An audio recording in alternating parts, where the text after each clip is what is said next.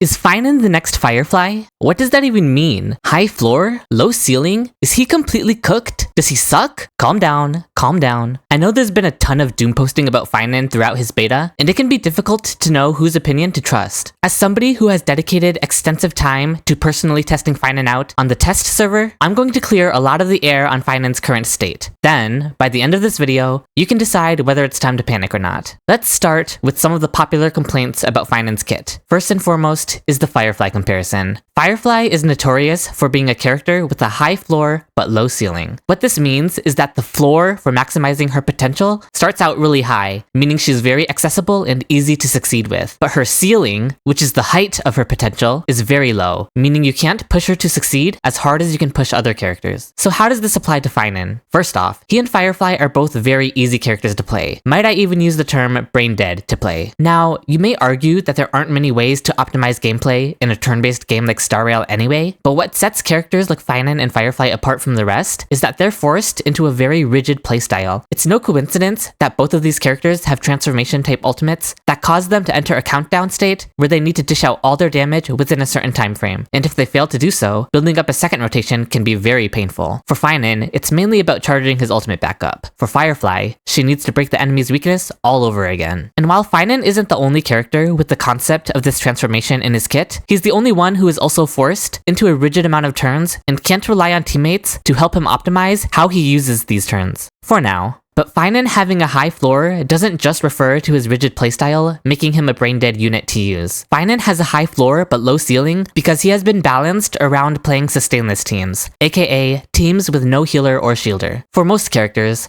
sustainless teams are the hyper-optimized version of their gameplay. Characters like Fei Xiao, Herta, Saber, Archer, they are all balanced around the fact that most players will play them with a sustain on the team, because that's the most comfortable way of playing the game. As a result, when you take these characters who are balanced around a sustain, and you manage to optimize their gameplay to where you run them with another buffer instead of a sustain, their performance skyrockets. Using an extra damage buffer instead of a sustain does so much for a character's damage. It gives them a higher ceiling to aspire to reach. But again, Phainon doesn't experience this, because sustainless teams are already the baseline for Phainon teams. Phainon can't experience a sudden massive boost in his performance, because he's been balanced around the fact that he already doesn't want to run a sustain. This is why Phainon has such a low ceiling, because the ceiling for most other characters is where Phainon's floor begins, and also where it ends for him. Now, people will do everything in their power to frame this as a strictly bad thing, but there are, in fact, pros and cons to this. For starters, the fact that Phainon can enable sustainless teams for anyone playing him is way bigger than you might think. I would wager that 99% of players mainly play teams with a sustain, because again, that's the most comfortable way to play the game. I'm no different. However, due to Phainon hogging all the screen time from his team for 90% of the fight, and being more than capable of sustaining himself, he enables players who otherwise wouldn't be able to run sustainless teams to now run 3 buffers with Phainon. His high damage floor is going to feel so good to so many players who have never been able to play sustainless teams before. Just like Firefly, he's so accessible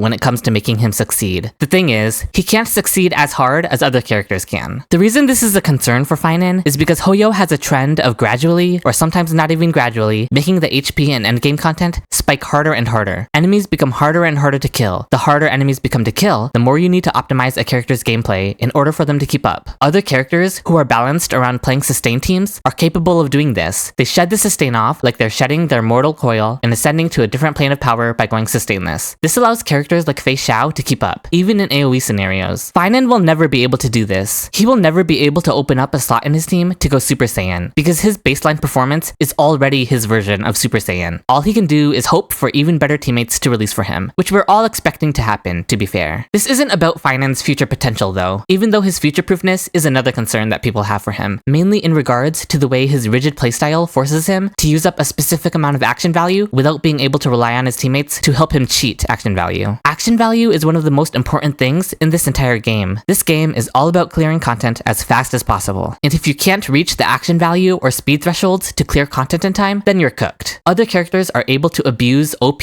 harmony units like Sunday or Robin, or OP harmony light cones like Dance Dance Dance, in order to help them cheat out action value that they otherwise wouldn't be able to reach. The fact that Phainon can't rely on his teammates to do this for him inside of his ultimate makes him susceptible to not being able to clear as fast as other units when enemy HP continues to increase increase, and he's forced to still dish out his damage in the same amount of action value no matter what. But again, the trade-off for this is that Phainon has been balanced around a triple harmony team that doesn't need to use a sustain. This will make his damage floor feel very, very strong, while at the same time limiting his performance into being very stagnant compared to other characters who are balanced around running a sustain, and thus see a massive spike in performance when they switch to sustainless. So how much do you value Phainon's high damage floor and skill floor? And how much do you lament his lack of any type of ceiling? It's going to depend from player to player, but at the very least, I can tell you for sure that Phainon isn't a weak character. In the current content, he's going to clear just fine, just as well as the other DPSs around him. Yes, he has potential issues with the fundamental way his kit functions with action value, and that may hold him back in the future, and it's valid to be concerned about that, but this narrative that Phainon is the weakest DPS to be released in 2025 has got to stop. Every other DPS gets a massive performance boost when they run sustainless. True, Phainon cannot experience the same massive performance boost other characters can experience. True, does that make him weak? For the majority of the player base? Let's be honest with ourselves. Now, it's totally valid to be disappointed in the way Phainon's gameplay feels. The rigidness of his ultimate and the way it functions, and the fact that he can't experience the same jump in performance from floor to ceiling that other characters can, if those are the sort of things that bother you, that's completely valid. It should be noted that Phainon will be getting future supports tailor-made for him, and heck, the fact that he has a whole trace dedicated to a sustain might even hint that there's an upcoming sustain for him that can unlock a new ceiling for him, which is so ironic considering sustain teams are usually the floor. If it really is the opposite for Phainon, that'll be really funny. So yeah, dispel the gloom, restore the skies, or whatever it is Hyacinth says. Just wanted to make this video to dispel some of the doom I've been seeing about Phainon. Yes, he has his fair share of issues that I touched on in this video, and I have my own personal disappointments with the way Hoyo went about balancing his kit, but Phainon isn't doomed by any means. Well, unless you're referring to the narrative of the story, in which case, he's absolutely doomed. Thank you so much for watching. I'd love to hear your thoughts about Phainon's kit, the things that excite you, the things that disappoint you, and your thought process as you watch the video. What do you agree with? What do you disagree with? Tell me in the comments below. And consider liking and subscribing if you enjoyed the video. I stream over on Twitch and post on Twitter, so follow me on those platforms in the links in the description below. I have plenty of more Phainon videos coming out soon, so stay tuned for those, including a very in-depth build guide for Phainon and his supports. I appreciate all of you. Until next time!